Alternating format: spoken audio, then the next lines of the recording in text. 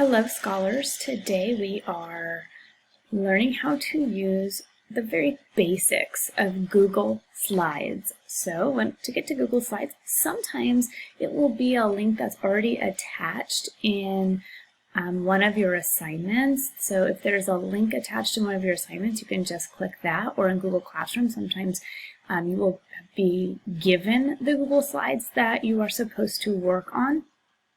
And sometimes you'll have to create them from scratch. So if you need to create a Google slide from scratch, you would go to your Google page, make sure you are here signed into your Google account, and then you would press on the waffle and click slides.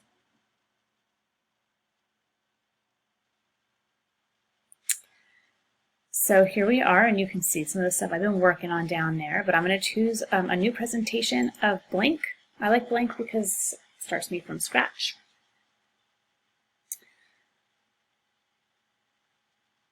First thing I want to do is give my presentation a title so that if I click out of this and I am done, I know what to find it for later, because you guys, I know you've done it before, and you're looking for something and everything says untitled, and you don't know which one you are supposed to be working on. So this is just an example, so I'm going to call this example. Example slides, because it's just an example.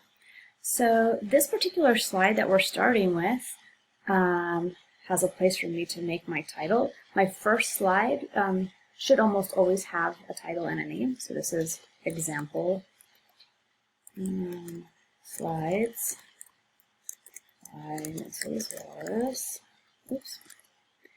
And a subtitle, I don't need a subtitle, so I'm going to get rid of that box. So if I have those four little arrows on the outside of my box, I can just click delete, and it will get rid of that text box.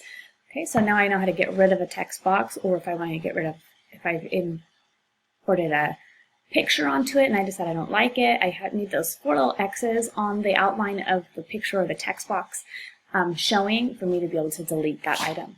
So, oh, you know what? I should have put the date on here. So I do need another text box. So I'm going to add a text box. That's here. Here's a little text box. Or I could do insert text box. Either way, whichever way you find easier. Oops. Okay, so I'm going to put my text box here. And the date, let's say it is August 11th, 2020. Oops, 2020. A little bit small compared to my title, so I want to make it a little bit bigger so I can highlight that. And here I can increase my font. I don't want it as big as my other words, but pretty big. You know what? And I want to change what my font looks like, so I can come here. Let's make it Oswald. And I also want it centered underneath my title that I already have. Please do not space. Don't do that. Oops, oh, I got rid of it. Don't space, please, to move things to the center. That just messes it up, and to be honest, you can rarely actually find the center that way. If I come here, I don't need these themes, so let me cross out of that. Here, this one where it says align, if I click on that, here is my center alignment. So it scoots it right over to the center of the text box for me without me having to space, and it keeps everything formatted correctly. Okay? So that would be my first slide. Now I need to add a second slide, but there's nothing here. So I come to this plus right here, and I click on it. And here's all the different choices I have. I like the blank slide. So I'm going to choose a blank slide. And here's my blank slide. And I want to add a background to this slide. So I'm going, actually, background. So I'm going to do background. And here, if I click this one, I can just make it a solid color. Let's say I want to make it a blue background or a red background. I can just do that. Or I can put an image as my background. So I'm going to do a Google image search. And I want to put some clouds in my background. So I'm going to do something about rain, let's say. I'll just put these clouds. And click insert. And if I want every single slide to have these clouds in the background, I click add to theme. If I just want the one slide I'm working on, then I'm going to click done. But let's add it to everything. So I'm going to click add to theme. Okay, and now I'm done. And now you can see over here on the side that both my slides have those clouds in the background. Now, let's say I want to put a picture of something, a graphic on top of this. So for that, I can either come here, insert image, or here, insert image. Oops. And I want to do a search from web. And let's see, we have some clouds here, so why don't we put